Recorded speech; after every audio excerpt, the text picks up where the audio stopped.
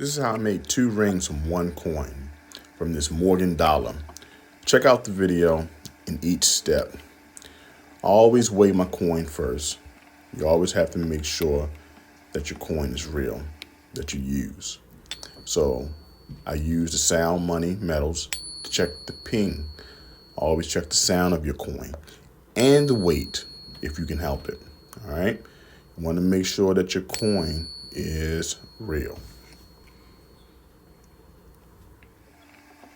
Next thing you want to do, if you have a magnet, do the magnet test. Now, this is not the best way to do it, of course, but it's one of the ways. And as you see here, it's a real magnet. There we go. All right. You want to check the dimensions of your coin. It's pretty important, okay? Because there are some fakes out there. So these are some techniques that you can use. All right, isn't that a beauty? Don't forget to subscribe to the channel. You want to see more videos like this of me turning coins into rings. All right, you want to make sure you have the right size punch. So this is what I'm doing now. I'm using this punch in order to get the size I need for the first cut. Now remember, I'm doing 2 rings out of this, so I want to make sure that I have an even punch. But you'll find out later in the video, I ran into some problems. But the initial punch has to be right, and it was correct, as you'll see right here.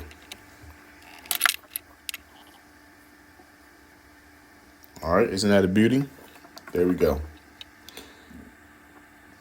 And that punch can be used as a pendant. And you want to clean the coin using the bearing tool. This same tool is also used in plumbing.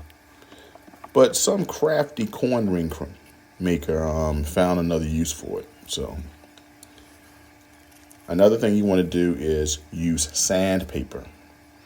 Use a couple of grits. You can go from 300 grit all the way to 3,000 grits. You want to shine up that punch, keep it nice and smooth. That also helps you protect from any cracks, any rips in the coin. Now, this is the second punch. This is for the small ring. Now, this is where you have to have a good eye and make sure that your ring is balanced. Because if it's not, you'll have a wobbly coin. So I'm using the Peppy tool disc cutter for this. Now, I really measure twice before you cut. So that's what I did. But sometimes I still mess up. I think that's how the saying goes. And as you see, that will be made into a ring as well. I usually make the smaller band the ladies' band. And this band here will be made into the man's band. And as you see, it's a little off, but I'm going to make it work. You want to use your 17-degree die for the big ring and a 17-degree die for the small. Same thing here. You want to deburr the inside of the punch of both of the bands. Really want to smooth it out, and you can use your sandpaper to do the same thing. Smooth out the area that you just deburred. Now, if you want to take the time, you can go from 300 to 3,000 grit, but you really don't have to. You can save that to the end. And for the sake of time, that's what I'll show today. Just the initial sanding of the inside. Now, when you're making coin rings, you have always the scrap silver. But this is what I use when I measure the coin from all the silver I can use from the bearing, also the silver from the punch. I want to get that all back to the customer. This right here will be the initial folding. I fold both coins, and I do them both at the same time, and then I work with one ring at a time so I don't mess up.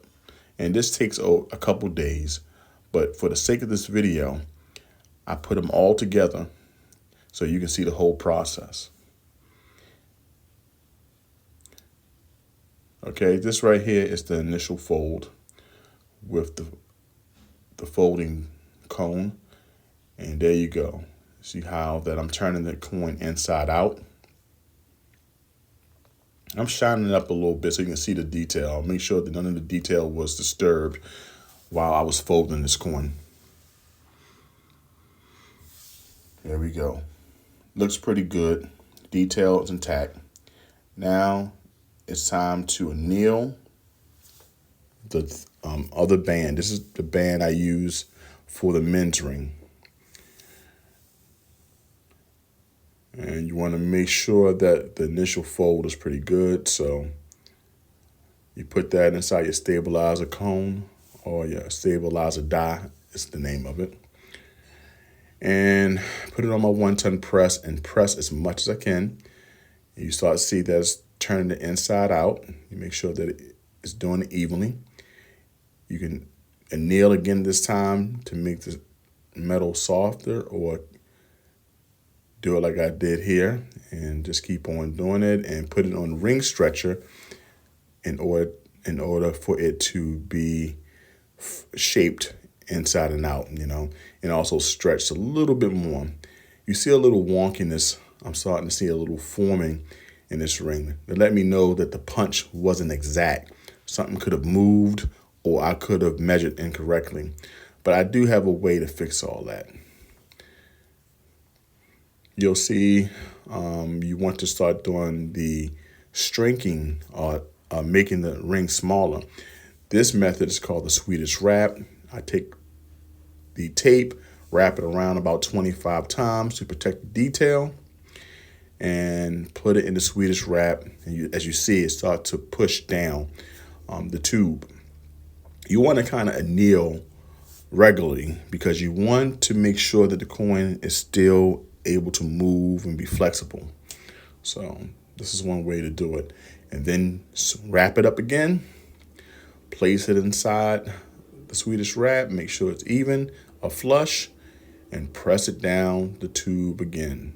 And this right here straightens the walls a little bit because I had a little bit of unevenness. And what I do is turn it upside down as well and press it, trying to bring some symmetry to this coin. As you see there, when you see the blue pressing through, it shows you that it's protecting the detail, and it's time to change it.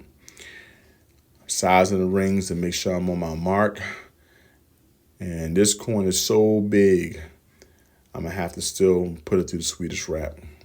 As you see that it's kind of uneven still. So what do? You anneal, quench the coin, and then you put it back into the Swedish wrap to continue the process of making the ring smaller, reducing the size of the walls of the coin. But you have to make sure that you wrap it enough. I put a little coconut oil inside the tubes here. Then make sure that it goes down easy. That coconut oil has multiple purposes, but it makes it much easier to slide down. As you see, when you see that dark blue, it's really protecting that detail still. But look at the coin. You see the wonkiness there. But the whole goal is you have to make sure that the coin does not wobble while you push it down. If so, you have to really fix that. Troubleshooting you must learn troubleshooting when you make coin rings. Okay, apply that heat. There we go. And continue to push it as far as it possibly can down the Swedish wrap. And as you see, the walls of the coin are getting a little better, a little bit more symmetry. but I'd still see the little wobble in the coin. But I have a technique using sandpaper in order to even that out a little bit so it won't be as noticeable. You want to make sure you follow this technique of sanding the cut edge and also the reeded edge. But as you see, with the Swedish wrap, I was able to make that coin much smaller. I put it in the Peppy Tool die plate and was able to size the ring to the correct size of 9.5. And now what I want to do is remove all the reeded edge and smooth out of the cut edge. And that's how I'm going to make the symmetry of the coin. As you see here, it's much better now. It's a lot less of a wobble. The coin is even. And now it's time to work on that second coin. I got this to the size I needed. I got it shined up. Now it's time to work on the lady's coin. This is a process that I take my time on. 2 coins out of 2 rings out of 1 coin is pretty hard. So nothing you want to rush because it's all about symmetry. It's all about making sure you have the right size. And look how beautiful that man's ring look.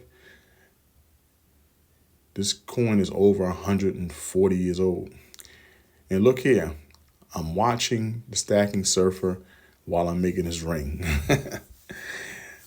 All right, now straight to the ring stretcher. You want to stretch that coin, but you want to protect the inside detail. At times, I do take the detail from the inside, and you can engrave a person's name, maybe it's also a date.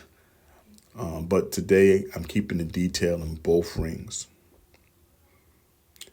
Okay, now you want to kind of straighten that up. All right, and you want to make sure it's close to the size. I have a lot more to go, so I kneel some more and quench the coin to cool the coin down. All right, quick dip. Now it's time to resize this coin. So I usually take my deburring tool at this time and clean it out some more. All right, let's check this out. There we go. Stretch it out. And give me a time to really shape this coin. I have to get it to like a size 7. So what I do is stretch it one way, turn it upside down, do it again. As you see, I'm still a little short, but instead of stretching, I choose to remove some silver with the deburring tool. As we see here, there we go. Remove the silver. And usually the silver shavings I return back to the customer, or sometimes I keep them. When I keep them for my own projects like pouring and stuff like that. And as you see, voila, it's not that far away from 7. So what you do is use your sandpaper to clean up all of the cutting that you did. It's a smooth process, a tedious process, but you have to do it. So right there, you want to anneal it again, because I'm ready to stretch this coin on the ring stretcher some more. Got a couple more stretching to do to get it to a size 7. Sometimes you can go over the required size, and then you want to bring it back down. And this allows you to bring some type of symmetry to the coin, as you see here. As you see, it's starting to look more like a ring. And you want to make sure that both sides are even. So I use my Peppy Tools plate here, put it on my 6-ton press, and I start to reduce one side of the ring. And then you turn it around to reduce this other side of the ring. Okay, and there you go. So voila. Not that far away from 7. I want to remove a little bit more silver there.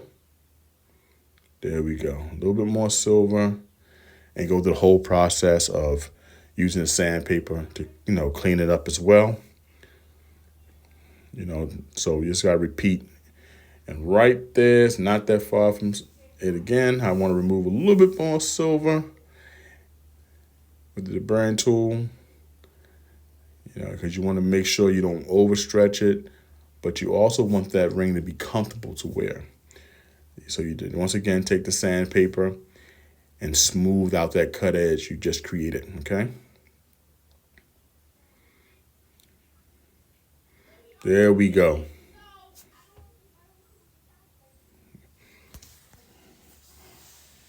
All right there. Now I'm using the higher grit of sandpaper.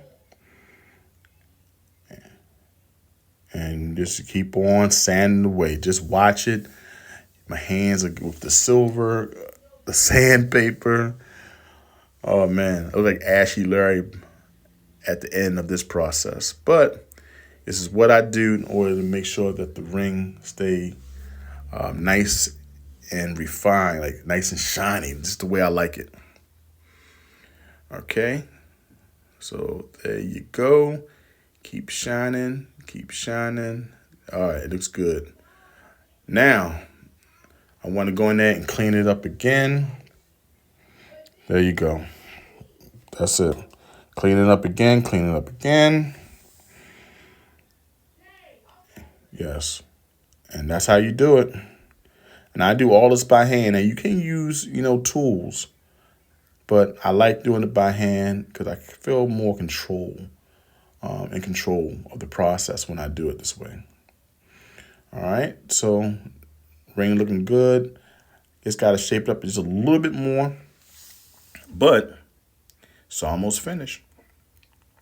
And I'm going to show you guys the end result. Tell me what you think in the comments. There we go. Thanks a lot, guys, for watching the process of me making 2 rings out of 1 coin. Check me out, JT Coin Rings. I'll see you in the comments.